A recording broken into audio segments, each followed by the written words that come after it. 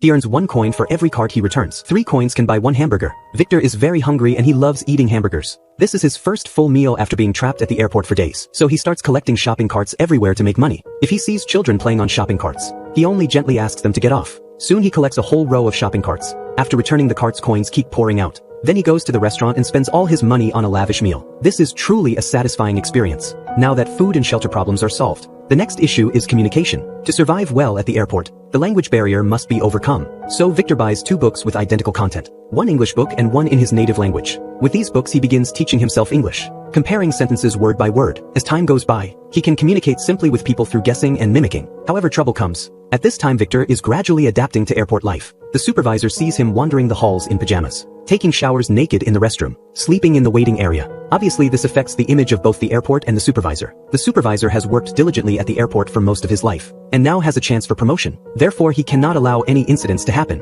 so he comes up with a way to drive Victor away. He tells Victor that during the daily noon guard shift change, there are 5 minutes when no one is watching the entrance. Clearly he is hinting that Victor should leave. As soon as Victor walks out the airport doors, the supervisor will immediately arrest him for illegal entry, then turn him over to the police. This way his promotion would be secured. However, what the supervisor did not expect is, just as Victor is about to leave the airport, he suddenly stops. The supervisor anxiously mutters, "Hurry up and go." The truth is Victor realizes something is wrong. The cameras are always following him. He thinks for a moment. He understands this is a trap, so he shouts at the camera using the English words he recently learned. I wait. The supervisor is furious. The next day he cuts off Victor's income source. He specifically creates a shopping cart collection job, forcing Victor once again to survive on crackers. However, that night something unexpected happens. The airport courier finds Victor and offers him 3 meals a day, on the condition that Victor helps him pursue a woman named Jessie. Jessie is a visa officer. Victor goes to see her every day to try his luck, to see if she will allow him to pass his visa. Therefore the courier wants Victor to help find out Jessie's preferences. Victor readily agrees, thinking this is easy. From that day on, he chats with Jessie. In the evening, he shares the collected information with the courier. He also warns the courier, if they really get together, never let Jessie down. After many rounds of information exchange, the courier finally decides to confess his feelings. He asks Victor to deliver a box to Jessie. When Jessie opens it, she sees an engagement ring. The courier waits anxiously at the restaurant, not realizing Jessie is standing right behind him.